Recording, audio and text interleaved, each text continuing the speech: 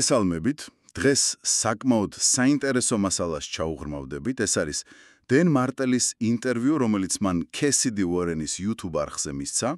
თემა ხელოვნური ინტელექტი, ანუ AI. და როგორც სulis ის, ფაქტობრივად ყველაფერს ჩვენს გარშემო, ბიზნესსაც და პირად ცხოვრებასაც. სიმართლე გითხრათ, ზოგი რამ, რასაც ამბობს, ცოტა არ იყოს დამაფიქრებელია, შეიძლება შემაშფოთებელიც კი. აბა მზად ხართ, გავშალოთ ეს თემა? ნამდვილად. და დღეს ჩვენი მიზანი არ არის პროსტა იმაზე საუბარი თუ რა არის AI. ხო, ამაზე ბევრი ითქვა. ჩვენ უნდა ჩავწვდეთ, რატომ ფიქრობს მარტელი, რომ ეს არის ფუნდამენტური რაღაც გარდაუვალი ცვლილება. ვნახოთ, როგორ ცვლის თამაშის წესებს ყველასთვის, თქვენთვის, ვინც გვისმენთ, კომპანიებისთვის და რატომ არის ასეთი, დაჟინებული, რომ დრო აღარ ითმენს. პირდაპირ ამბობს და ეს იგრძნობა კიდაც ინტერვიუში, რომ მეშინია ხალხისთვის, არ მგონია, რომ მზად არიანო. კი, ნამდვილად ეს განცდა, რომ დრო იწურება სულთანს დევს მთელ ინტერვიუს. მოდით დავიწყოთ იმით, თუ რას ფიქრობს AI-ის გავრცელების სისწრაფეზე. მაგალითად, ახსენებს ChatGPT-ის ფენომენალურ ზრდას. გაშვებიდან 32 თვეში კვირაში 700 მილიონი მომხმარებელი.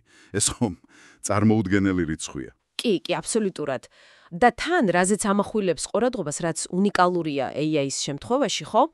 ეს არის ერთადერთი ტექნოლოგია, რომელიც უკეთესი ხდება, რაც მეტი ადამიანი იყენებს. ანუ, წარმოიდგინეთ, ელექტროენერგია ხო არ ხდება უკეთესი, მეტ ნატურას თუ ავანთებთ? არა. AI კი მუდმივად სწავლობს ჩვენგან, ჩვენი გამოყენებიდან და სულ უფრო და უფრო იხვეწება. ეს რაღაც თვითგაძლიერებადი ციკლია. და ამ ფონზე ის მოჰყავს კევინ კელის ცნობილი ფრაზა. ყველაფერი, რაც ელექტრიფიცირებულია, კოგნიფიცირებული გახდება. ანუ, რასაც დენი სჭირდება, ყველაფერს რაღაცნაირი აზროვნების, ინფორმაციის დამუშავების უნარი დაემატება. ამის მასშტაბის წარმოდგენაც კი რთულია. ზუსტად. და აქ ჩდება ის პრობლემა, რასაც მარტელი ხედავს. ადამიანების უმეტესობა ჩვენ მიჩვეული ვართ წრფივად აზროვნებას. ვფიქრობთ, რომ პროგრესი მიდის ნაბიჯ-ნაბიჯ. მაგრამ AI-ის შემთხვევაში ცვლილება არის ექსპონენციური. ნახტომი არის ძალიან დიდი. ამიტომაც ამბობს, რომ ბევრი ადამიანი განსაკუთრებით ტექნოლოგიური ბუშტის გარეთ ვინც არის, ხო? პროსტა ვერაცნობიერებს რა მოდის. კონკრეტული მაგალითიც კი მოჰყავს. მისი ცოლის მეგობრის ქმარი, 48 წლის სახლების მშენებელი, რომელიც ამბობს, რომ მე კარგად ვარ რა, ეს AI რაღაცა მე არ მეხება.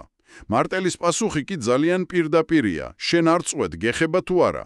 ტალღა მოდის და ეს ტალღა ყველას გადაუვლის. და ეს გადავლა უკვე ხდება თან ძალიან კონკრეტულ პროფესიებში. მარტელი პირდაპირ ასახელებს როლებს, რომლებიც მისი აზრით ან უკვე მოძველდა, ან ძალიან მალე მოძველდება.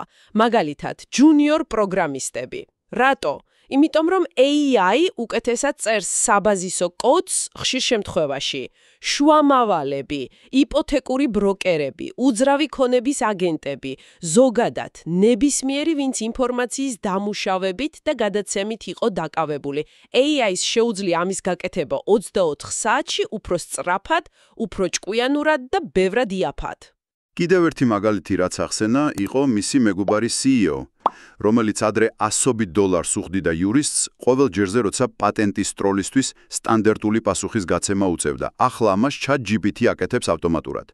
თან იურიდიული არგუმენტებით, პრეცედენტებით, მოკლედ სრულყოფილად. შუამავალი ამ შემთხვევაში იურისტი ამ რუტინული საქმისთვის აღარ არის საჭირო. კი. და ეს ყველაფერი პირდაპირ მიდის მარტელის ერთ-ერთ მთავარ, მართლა დასამახსოვრებელ თეზისამდე. საშუალოდ ყოფნა სახიფათოა ამ სწრაფად ცვალებად სამყაროში. პირდაპირ ამბობს, ყველაზე საშიში რამ სოფლოში AI კი არ არის, არამედ საშუალოდ ყოფნა სამყაროში, რომელიც ასე სწრაფად იცვლება. და AI-ამ საშუალო დონის სამუშაოებს და უნარებს კიდევ უფრო, სარისკოს ხდის. თუ შენ საქმეს AI შენზე უკეთი აკეთებს, ესე იგი პრობლემა გაქვს. ხო და თუ საშუალოდ ყოფნა სახიფათოა, მაშინ რა არის გამოსავალი? აქ მივდივართ ჩემი აზრით მარტელის ცენტრალურ იდეამდე. ეს არის მართლა ფუნდამენტალური ცვლილება აზროვნებაში. გადასვლა ამოცანების უბრალოდ შესრულებიდან ხელოვნური ინტელექტის მართვაზე, დირექტორობაზე, ასე ვთქვათ. ზუსტად. ის ილონ მასკის ქარხნის ანალოგიას იყენებს ამის ასახსნელად, რაც ძალიან კარგად ხსნის სიტუაციას. ერთი მანქანის პროტოტიპის შექმნა, შედარებით ადვილია. მაგრამ იმ ქარხნის აშენება, რომელიც ამ მანქანებს ათასობით გამოუშვებს, ბევრად რთული და კომპლექსური ამოცანაა. AI-ის ეპოყაში შენი საქმე ხდება არა უშუალოდ პროტოტიპის კონკრეტული დავალების შესრულება, არამედ იმ ქარხნის, სისტემის, AI აგენტის აწყობა და მართვა, რომელმაც ამ პროტოტიპებს აწარმოებს. ეს ხსნის, რატომ ხრება მაგალითად საწყისი დონის სამუშაოები ბერ სფეროში, თუნდაც პროგრამირებაში. ადრე როგორ იყო, გამოცდილი პროგრამისტი იძლეოდა დავალებას ჯუნიორი წერდა კოდს. ახლა გამოცდილი პროგრამისტი აძლევს დავალებას AI-ს, რომელიც წერს კოდს. ანუ შემსრულებლის როლი. რაღაცნაირად ქრება ან ძალიან იცვლება. ამიტომაც ამბობს მარტელი, რომ მომავლის ბიზნეს მოდელი უნდა ეფუძნებოდეს პრინციპს. მე არ შევასრულებ იმას, რასაც ვყიდი. შენი ღირებულება არის არა უშუალოდ პროდუქტის ან სერვისის მიწოდება, არამედ იმ მანქანის, AI სისტემის შექმნა, მართვა, ოპტიმიზაცია, რომელიც ამას აკეთებს. შენ ხდები დირექტორი, სტრატეგი, ორკესტრის დირიჟორი და არა უბრალოდ შემსრულებელი მუსიკოსი. და რა უნარები ხდება მაშინ ყველაზე მნიშვნელოვანი, ამ ახალ როლში? მარტელი რამდენიმეს გამოყოფს, რა თქმა უნდა, კრეატიულობა, მიმართულების მიცემის უნარი, სტრატეგიული აზროვნება და განსაკუთრებით prompt engineering. ეს ბოლო ტერმინი ახლა ძალიან ხშირად ისმის, ხო? და არსებითად რას ნიშნავს? ეს არის ხელოვნება, რომ AI-ს მისცეს ზუსტი, ეფექტური, კარგად სტრუქტურირებული ინსტრუქციები. წარმოიდგინეთ, რომ ყავთ გენიალური, მაგრამ ძალიან პირდაპირი ასისტენტი. უნდა იცოდე, როგორ ელაპარაკო, რომ ზუსტად ის შედეგი მიიღო, რაც გინდა. ანუ პროსტა რაღაცის კითხვა საკმარისი არ არის. დამიწერე ეს, ან გამიკეთე ის. არა, ნამდვილად არა. მარტელი ამტკიცებს, რომ კარგად დაწერილი ინსტრუქციები, ეგრეთ წოდებული system prompts, სისტემური ინსტრუქციები, რომლებიც განსაზღვრავენ AI-ის როლს, ტონს, პიროვნებას, და AI prompts, კონკრეტული დავალების ინსტრუქციები, ეს არის ახალი ინტელექტუალური საკუთრება. ეს არის შენი უნიკალური რეცეპტი, შენი საიდუმლო соуსი, რომელიც განგასხვავებს კონკურენტებისგან. ამით იგებ ბაზარზე. საინტერესო დეტალი ახსენა მან გამოცდილებასთან დაკავშირებით. ამბობს, რომ ახალგაზრდა სტაჟიორებს, მიუხედავად იმისა, რომ შეიძლება ტექნოლოგიურად უფრო, გაწაფულები არიან, ხშირად აკლიათ ის ცხოვრებისეული გამოცდილება. ის შეცდომებზე სწავლის გამოცდილება, რაც საჭიროა AI-ის მართლა ეფექტურად სამართავად. მათ უბრალოდ არ იციან, რა პოტენციური პრობლემები, რა ნიუანსები უნდა გაითვალისწინონ, როცა ინსტრუქციას აძლევენ AI-ს. ეს ძალიან კარგად აჩვენებს, რომ AI არ არის რაღაც ჯადოსნური ჯოხი, რომელიც ყველაფერს თავისით აკეთებს. არა. ის ძალიან მძლავრი ინსტრუმენტია, მაგრამ მის ეფექტურად გამოყენება სჭირდება ცოდნა, გამოცდილება და რაც მთავარია, სწორი მიდგომა და სწორი ჩვევები. და სწორედ ამ ჩვევებზე საუბრობს მარტელი ძალიან ბევრს. მართალია. მისი ერთ-ერთი ყველაზე პრაქტიკული და ჩემი აზრით ყველაზე მნიშვნელოვანი რჩევა აქციეთ AI თქვენს პირველ ინსტრუმენტად. ნებისმიერი კითხვის, იდეის, პრობლემის დროს პირველ რიგში ჰკითხეთ AI-ს, არა Google-ს, არა კოლეგას, არა მეგობარს, პირველ რიგში AI-ს. კი. და ამაზე საკმაოდ სახალისო, მისი გუნდისთვის ალბათ არც ისე სახალისო ანეკდოტი აქვს. ერთხელ დერეფანში შეამჩნია, რომ მისი 8 თანამშრომელი რაღაც გაყიდვების პროცესის ცვლილებაზე მსჯელობდა, კამათობდა. საუბრიდან მიხვდა, რომ არც ერთ მათგანს ამ შეხვედრამდე AI-ისთვის არაფერი უკითხავს ამ თემაზე. შედეგად ყველას უთხრა, დაბრუნებულიყვნენ სამუშაო ადგილზე და მომავალში ასე აღარ მოქცეულიყვნენ. მისი ლოგიკა გასაგებია. თუ შემთიქრობ, რომ უფრო ჭკვიანი ხარ ვიდრე კაცობრიობის კოლექტიური ცოდნა, რომელიც დისტილირებულია და პასუხს გაძლევს 15 წამში, მაშინ უბრალოდ ამპარტავანი ხარ. და ეს მიდგომა, მისი აზრით, მიუღებელია, მით უმეტეს იმ ფონზე, რომ ბაზისური მოდელები, როგორც ChatGPT-ა, უფასოა. მამამისის მაგალითიც მოყავს, რომელიც გაოცდა, როცა გაიგო, რომ ეს ყველაფერი უფასო იყო. დაბრკოლება ხშირად არა ფასშია, არამედ მიდგომაში, ჩვევაში. ის ხმოვანი შეყვანის გამოყენებასაც გვირჩევს, რაც პროცესს კიდევ უფრო ამარტივებს.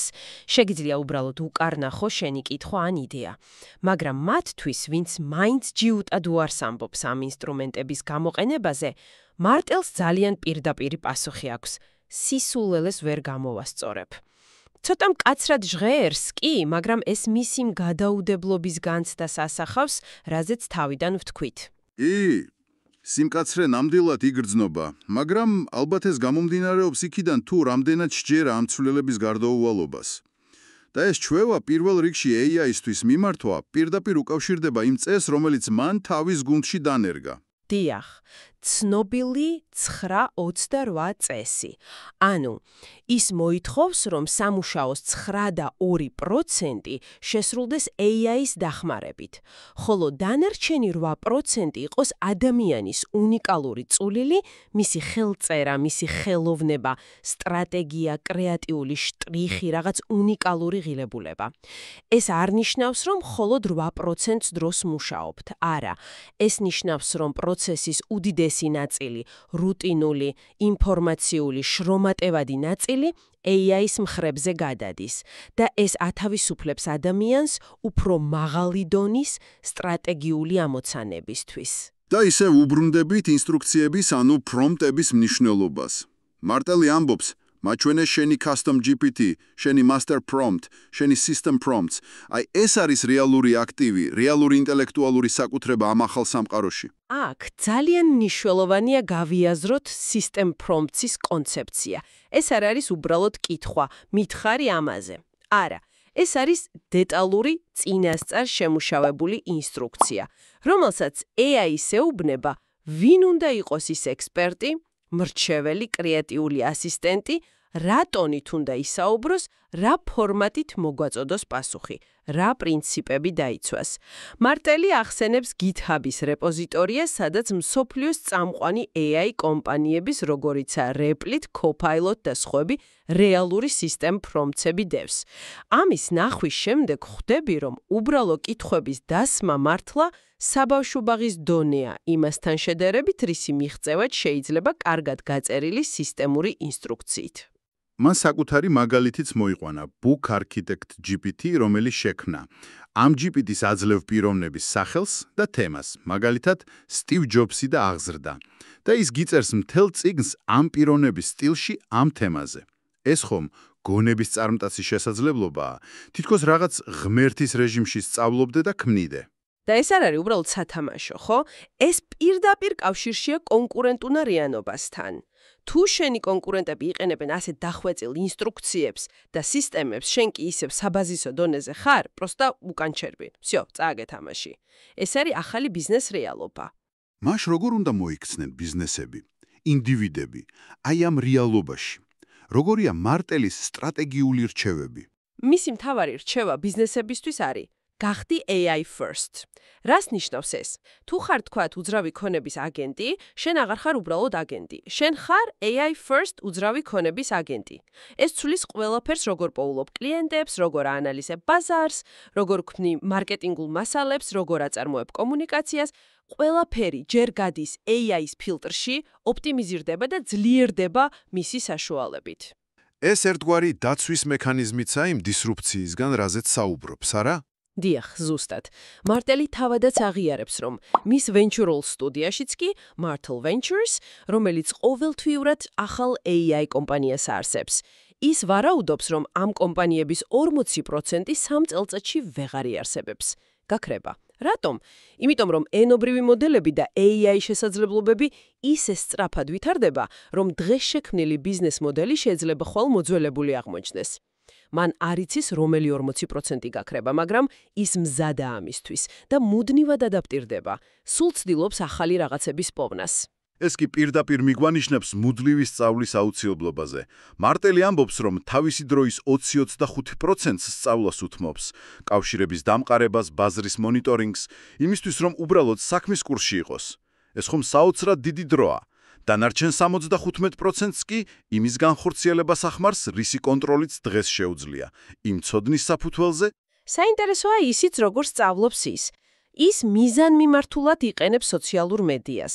ამბობს, შენი სოციმედიის ფიდი, ანუ რასაც გიჩვენებს, შენი ინტერესების ანარეკლიაო.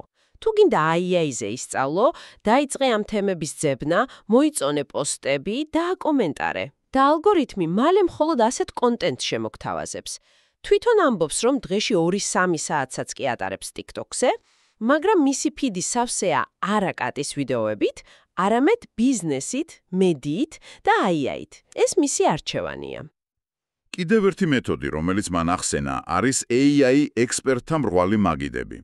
კვირაში ერთხელ ან ორჯერ აწყობს Zoom შეხვედრას 5 ექსპერტთან, რომლებსაც სოციალურ მედიაში პოულობს და სთხოვს მოუყვნენ თავიანთ სფეროზე: რობოტიკა, მედიცინა, მონაცემთა ცენტრები, ნებისმიერი რამ, რაც AI-ს ეხება.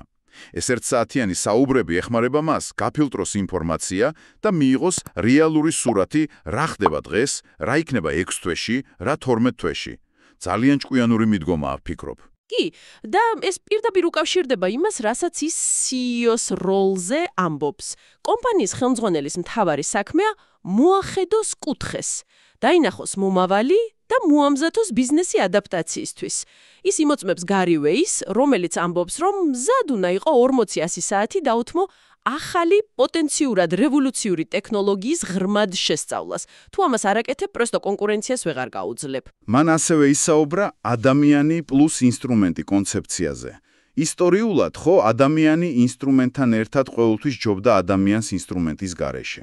კალკულატორის მაგალითი მოიყვანა, შეიძლება კალკულუსის ფორმულები ზეპირად არ იცი, მაგრამ კალკულატორით შენობების დაპროექტება შეგიძლია. AI არის ახალი წარმოუდგენლად მძლავრი ინსტრუმენტი. ის ბერკეტის 4 ტიპსაც განიხილავს.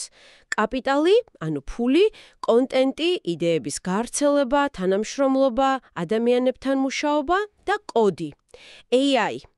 საინტერესოა, რომ AI დღეს თითქმის ყველა სფეროს კვეთს და აძლიერებს. მაგალითად, კაპიტალის კუთხით შეგიძლია AI-ს სთხოვო ფინანსური ანალიზი, ან იდეები, როგორ გამოიმუშაო დამატებითი შემოსავალი. ძალიან კარგი მაგალითი მოიყვანა, თუ როგორ გამოიყენა AI დირექტორთა საბჭოს სხდომაზე.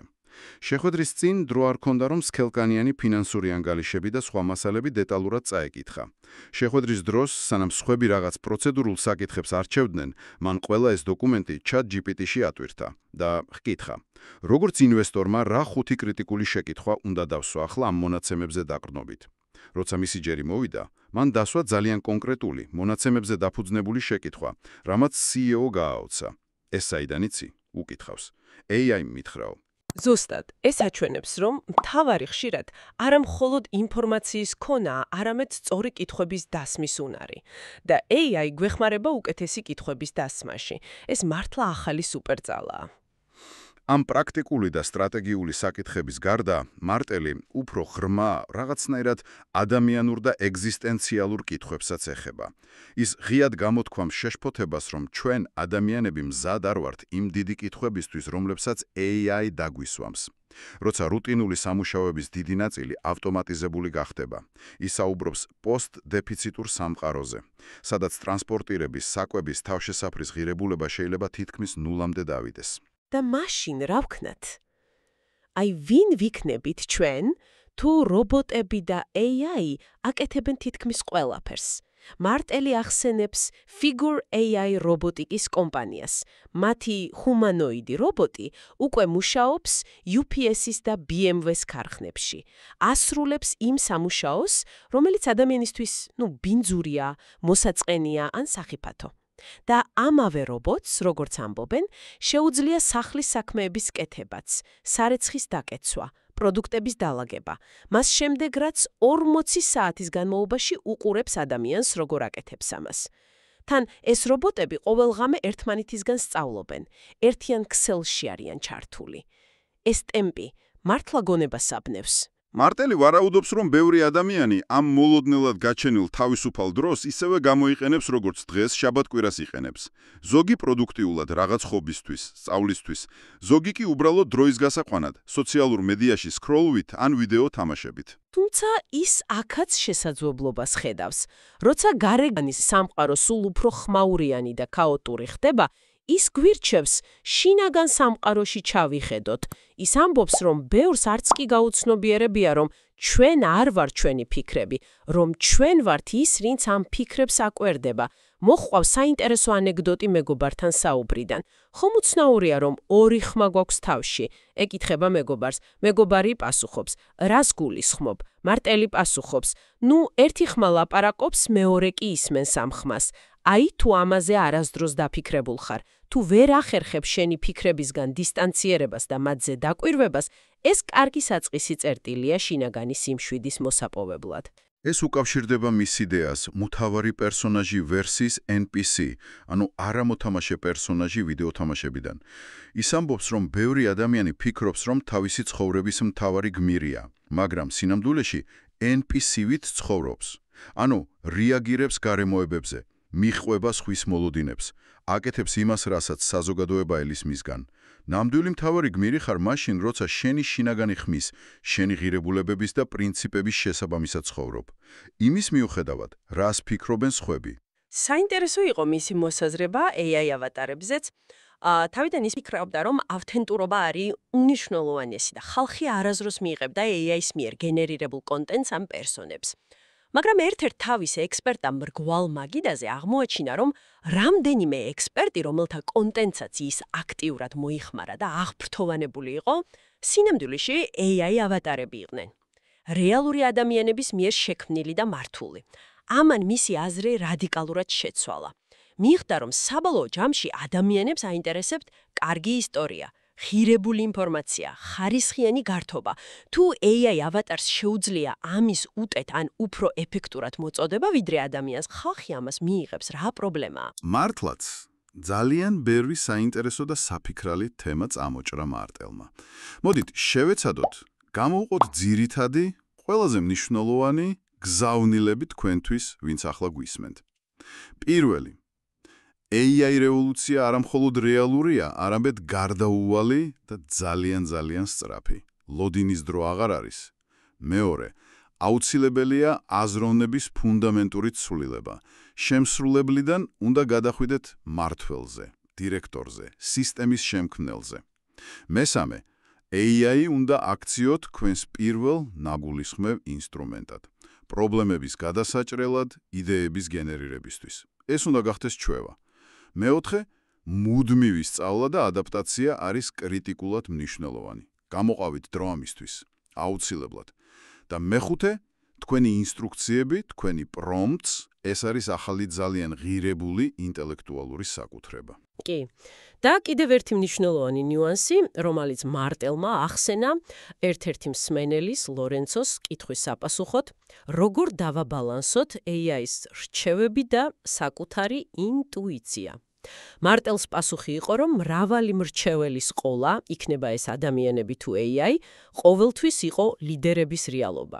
AI უბრალოდ კიდევ ერთი ძალიან ძლავრი მრჩეველია ამ სიაში, მაგრამ საბოლოოდ გადაწყვეტილება მაინც თქვენ უნდა მიიღოთ. დაეყრდენით თქვენს გამოცდილებას, თქვენს ღირებულებებს და იმ შინაგან შეგრძნებას. არის ეს მიმართულება თქვენთვის ფაქია თუ არა? ინტუიციას ნუ დავივიწყებთ. და ბოლოს გვინდა დაგტოვოთ ერთი კითხვით.